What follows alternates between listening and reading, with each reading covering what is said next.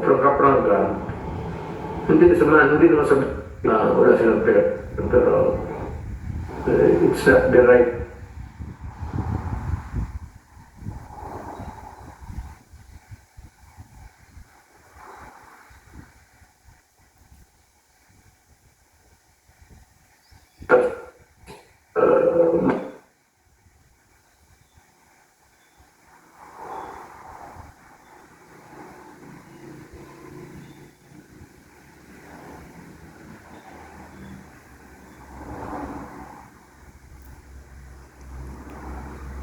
Ang TV po ngayon, mula ng lalabas si President Duterte, ay kinakatkat po ang channel. Whether or not mag-succeed Philippine decision will be part of the destiny in life.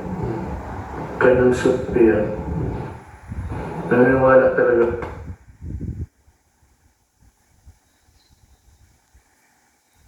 Yung ibang issues, iba rin iyon, sabi niya. But for her to face judgment before her peers, iba yan. Kanya talaga yan on her own. Sagulitin lang niya kung ano ang tama. This is referring to BP Sara. Wala akong, even if you kill me now, totoo talaga. Truly, it does not scare me a bit. Hindi siya takot. So, ganito po yung station ngayon pa Kaya ko na lang magpahinga na. The toil of the police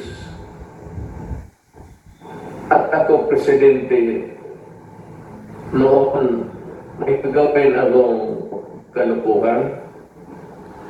If they want to arrest me, I will go to them. Ano pong financial ever sa mga narinig niyo po sa balita ni Mayor na hindi po kayo na babatuloy nito?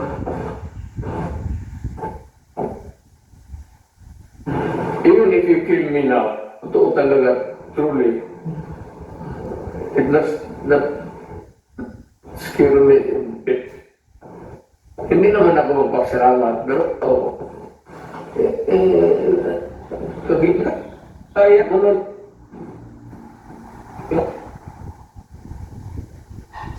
So, mga kapatid, ito po ay nagkakatkat. Susulat ka scene. May 2,000 do po na mga pulis na kalipay sa dapo. Pakaliya naman niya daw. Pag-isabi naman sa kanila, nadagdagan nila ng few more sila sa probinsya.